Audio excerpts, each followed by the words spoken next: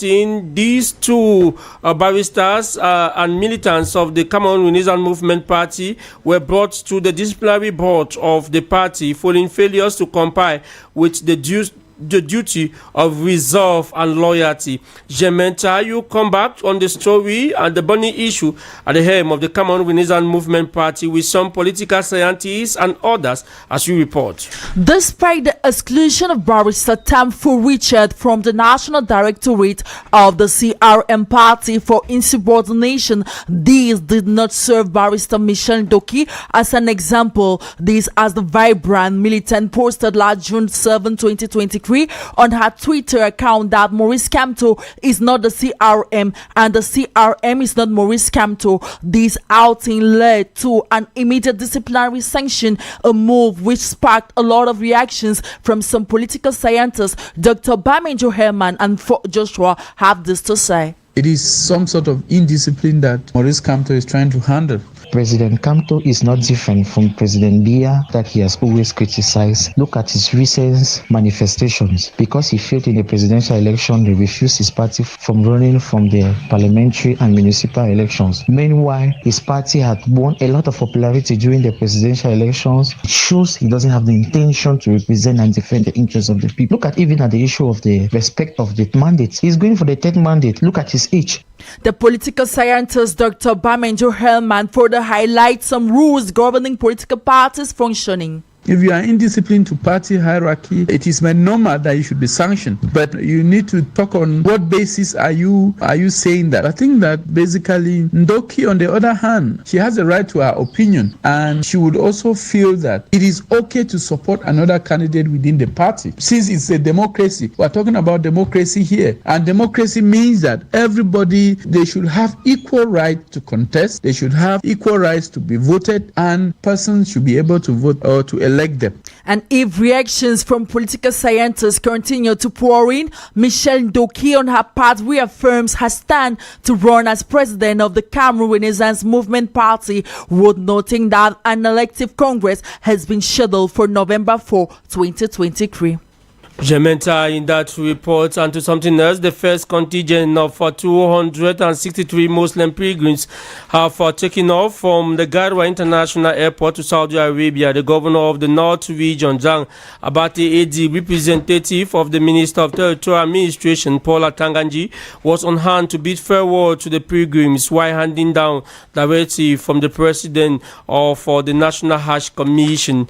We'll still talk to you today also news to say recent meeting between Cameroon Oil Transportation Company and that of the Chart Oil Transportation Company in Paris, France, within witness top officials of the National Hydrocarbons Corporation confronting opinions of representatives of the Ministry of Finance, who they say her opinion does not favor Cameroon's interest in the Chart Oil Transportation. By so doing, a letter from the head of the National Hydrocarbon Corporation was addressed to the presidency for an immediate eviction of the MINEF representative, but the presidency rejected this call and maintained the Ministry of Finance representative to work with the SNH over Chart Oil Transportation. John Nibai is a political observer and a civil society activist. He now looks and give us an opinion to this. It is really a sad and confusing situation, and this is not the first time we see government disagreeing. We have seen the Prime Minister disagree with ministers, and this time around it is really becoming pathetic because they go and disagree in France, which is a shame. But I want to think that maybe if the presidency of the Republic that wants the interest of Cameroon in that oil deal decides to maintain representative of the Minister of Finance, going contrary to what the recommendations of the National Hydrocarbons, I think that the presidency, which is very much informed, must have dictated that the National Hydrocarbons, those managing it, must have soiled their hands or they have been involved in dubious transactions. The representative of Cameroon from the presidency should be maintained. The hydrocarbons should keep on working on the interest. But it is also shameful. Why did the two of them not agree before going for the meeting? President of the Republic, who appoints directors of state corporations, does not respect the law that stipulates that if you are a director, you have 3 years renewable tries. That means you can be there only for 9 years maximum and you go away. But in Cameroon, we have people who have been there for 25 years, 30 years.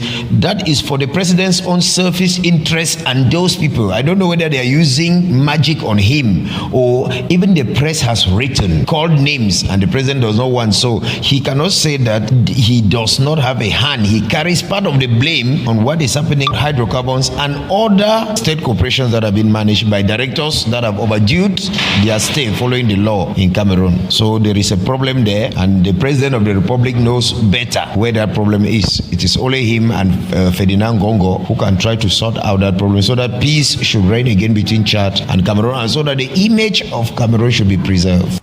John Niba talking there to Jementa. Some experts from the Standards and Quality Agency have embarked on an inspection campaign on product standards at the Douala seaports. These inspections reveal that 632 containers have products of doubtful quality, and to remedy the situation with the Container Terminal Management Body, the government suggested an additional tax on some importers to curb this rising phenomenon. Our reporter Jemeta Kono, an economist in the person of Chumulu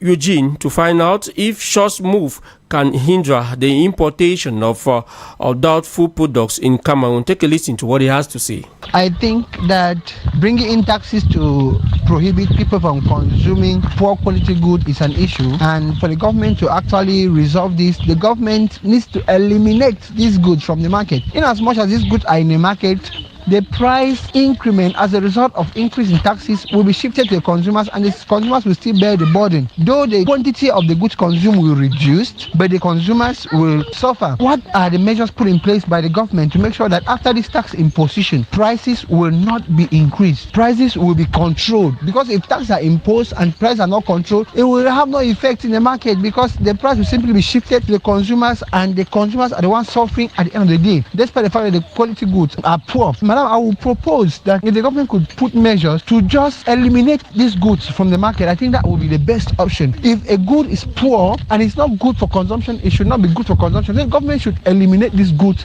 completely from the market, not putting up measures to restrict them. We stay in this news. We take you to education. To say students across the national territory of Cameroon have since this morning been penning down their future as they sit in for the written parts of the probatoire des enseignements secondaires general of the French subsystem of education. We started today and will run right up to Friday, June the 16th, 2023. Michel Baila is a teacher of one of the examination centers here in Yaoundé, giving the runs of preparative that meets to ensure a huge free examination period in the school. Take a listen to what she has to say. The roll call has to start at 7 o'clock. Every candidate should present the school ID card and his number. The number are already there on their various tables. So they had to start with French, as I said earlier, French literature, after that language, and they had to finish with history in the afternoon. They should not go out of the campus because it is a national exam, and they had 3 subjects to write today. This year we have got 13 schools who are writing in our campus, and the candidates are 665. The administration of the school does not have a serious role to play because the probatoire board is sending, they used to send their members in order to preside the exam. So the school is there to make sure that everything is going on smoothly. But the ministry has taken care of everything. We take you to our International Day to say as the World Day Against Child Labor is being celebrated today in Cameroon and around the world. The question on the difficulties faced by these children who carry out petty trades to earn some money is coming up. And Christian Mando went down the streets of Yaoundé and sought to know from some of these children what they encounter on a daily basis. They share their difficulties and challenges in the following report. It is in markets that these children are mostly seen doing small businesses to earn some money. At the Mfunzi market, a small boy pushing an old wheelbarrow was seen crying after a woman dressed in gown slapped him. This is because his wheelbarrow torn her dress. According to some sellers in this market, it is one of the difficulties these children face, not leaving out dishonest customers. Yolande is a seller. There was once a day, there was a young little boy that carried one woman things, and she went and left that woman entered the vehicle without not paying that child. On coming back, that little guy was crying. The ages of these children are always disadvantageous for them, thus the absence of physical power. My name is Amin Marafat. The business I do is for holidays, and the business is pushing of wheelbarrow. I'm doing the business for my parents, and some difficulty I can face is I cannot carry some heavy bag like bag of onion, bag of Irish potatoes. When I am carrying my hand are paining. Aside these difficulties, they also face some problems with their daily revenue, as one of these children explained. My name is Nemanyan Jagrayan Jivan. For the holidays, I'm selling water in the marché Fungi. The difficulties is that sometimes I'm not selling much, so I'm going back home with less money, and I need to take transport, so I don't have too much money to take transport. I'm walking up to the house with legs. The money that they give me in the end of the day depends on what I sell through the day. Yes, if I lost money, they'll cut it in my own money. Sometimes people are telling me that give water after you come and take money. When I'm coming, they are no more there. Worth noting that World Day Against Child Labor is intended to serve as a catalyst for the growing worldwide movement against child labor. Christian Mando in that report, and Finwe Crispin caught up with a sociologist in the person of Madame Gemi Vitorin, who gives an explanation of why child labor is more common nowadays as compared to years and years. As compared to years past, child labor is now regarded as a very normal thing. Meanwhile, in those days, child labor was a taboo. You will not see children laboring or suffering, because child labor is actually making the child to suffer in the name of doing some task. Today, it is considered quite a normal thing. It arises because of our aspirations. We aspire too much. There are people who are business people, and what they do is go back to the villages, collect some children, and then come, and those children are doing just any chore. They don't consider the child's age to the type of work that they give to the child, and it is very normal. The society is not saying anything, the government is not saying anything. And I also want to say that it is because of the fact that our government too has normalized it.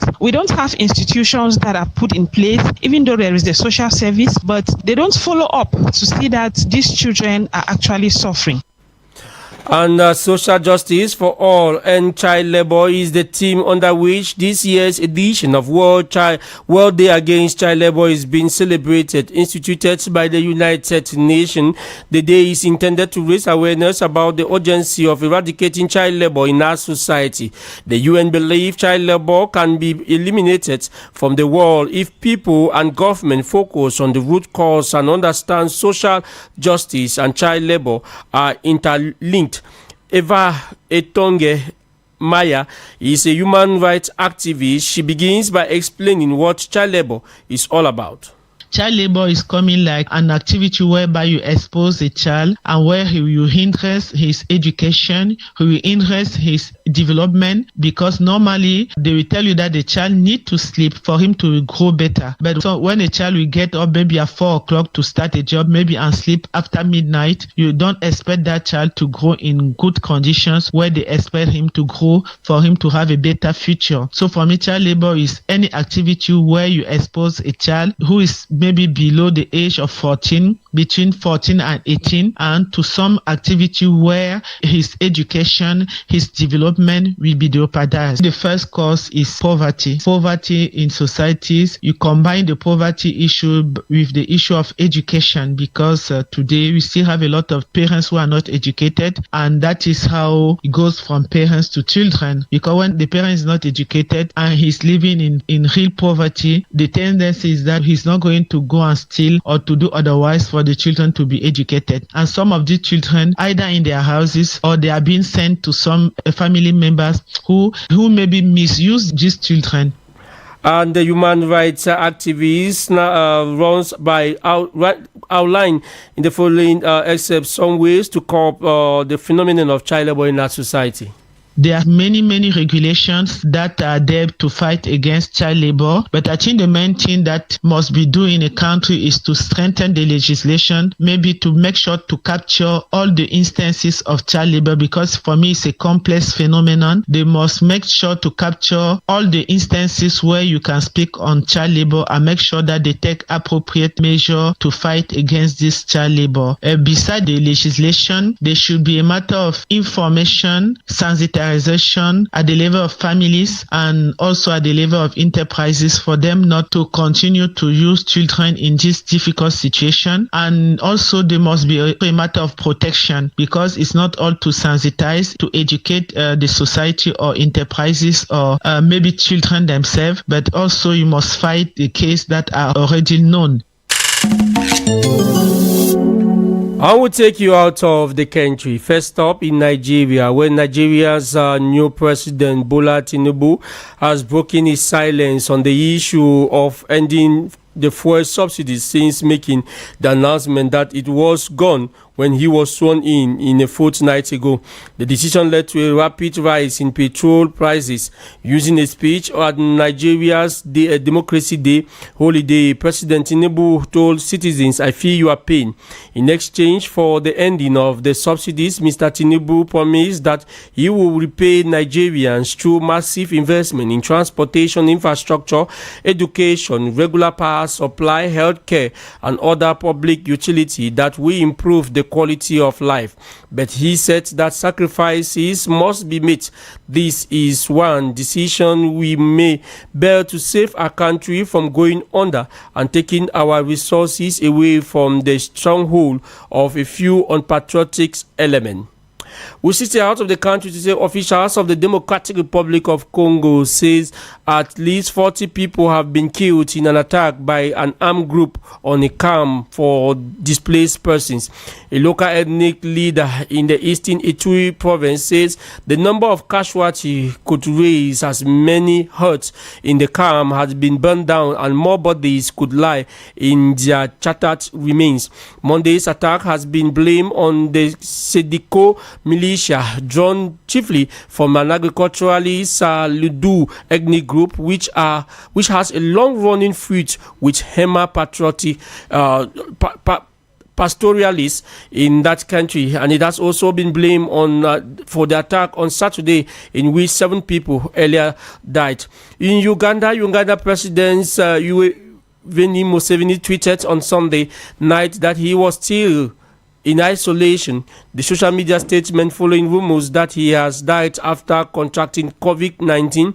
Mr. Museveni said tested positive for the virus on June the 7th and said the following day that he was taking forced leave. He says that his treatment is ongoing and he called on Ugandans to equally go for the COVID-19 test. We take you to Italy, where Berlusconi, Italians flamboyant media mogul and politicians have died at the age of 86. His personality struck a stroke with the Italian electorate, which continued to back him despite allegations of corruption and double dealing. He was prime minister 4 times, and each time it seems his political career was over. he managed to bounce back.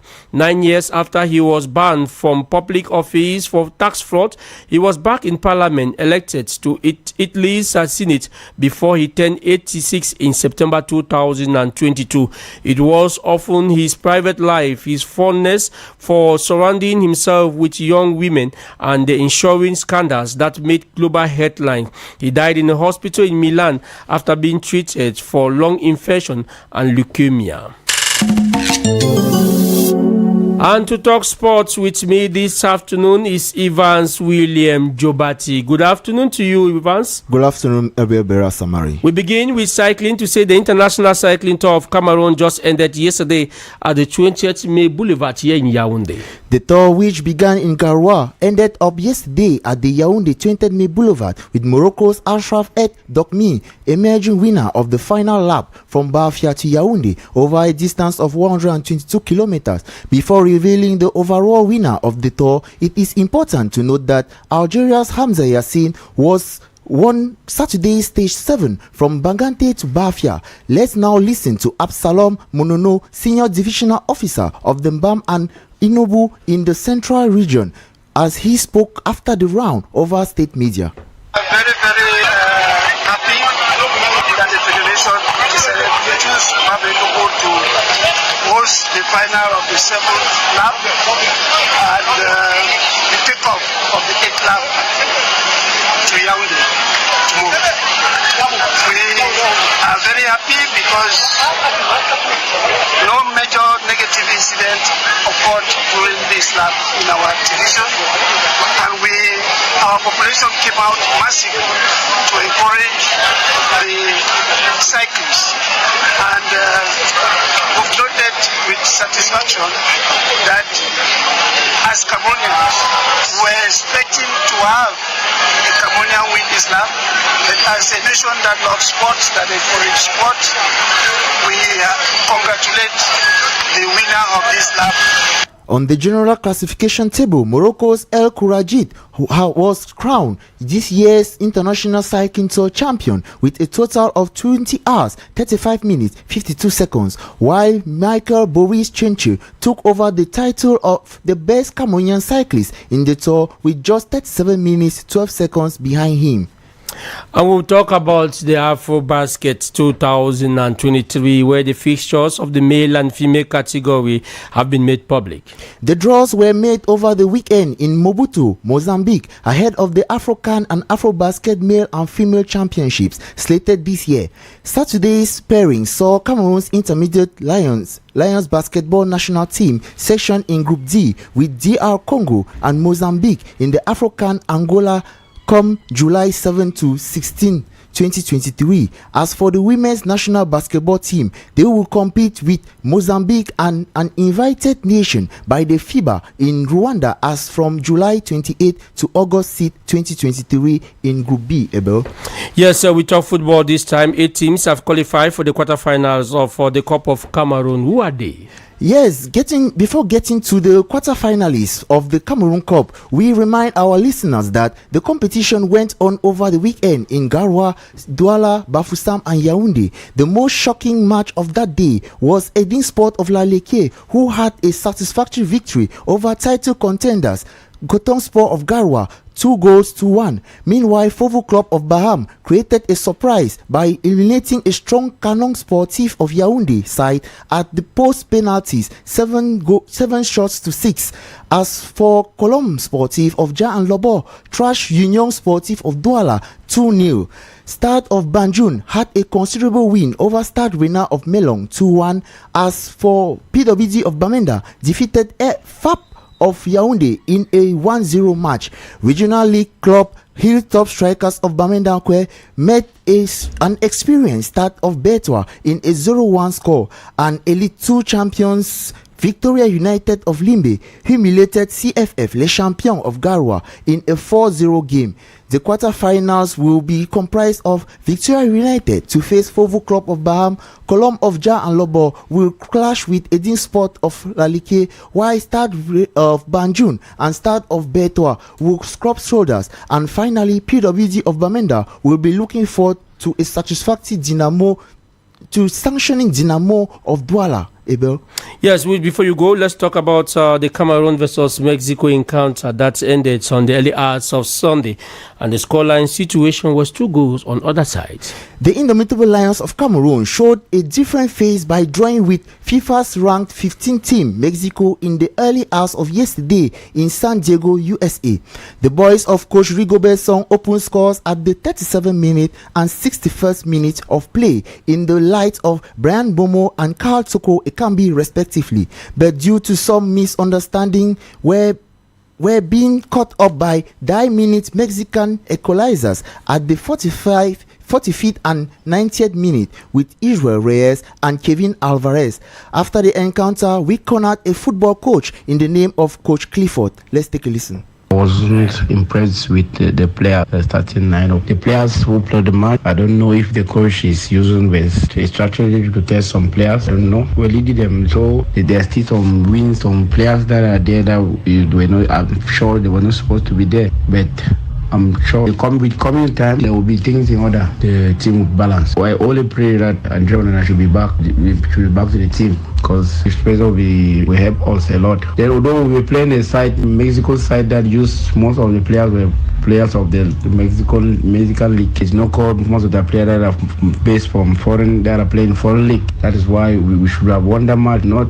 But I give the coach congrats, because it's not an easy thing to go and play against Mexico, draw against Mexico. They should come back and prepare hard for the next match that is coming up.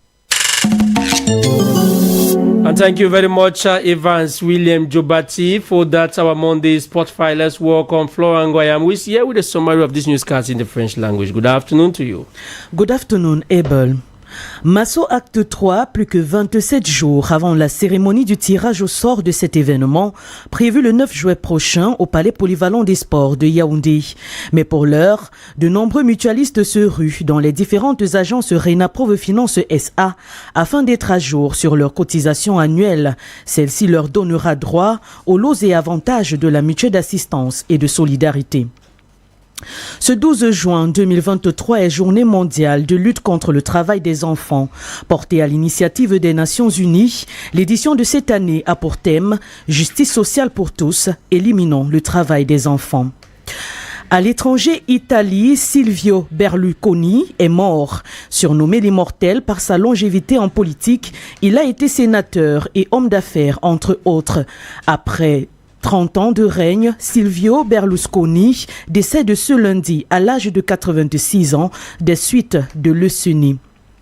Enfin, en sport football, le Cameroun réalise un nul de 2 buts partout face au Mexique lors du match amical disputé ce week-end à San Diego. La rencontre est également préparatoire au match décisif de septembre prochain contre le Burundi en vue des qualifications pour la CAN Côte d'Ivoire 2024.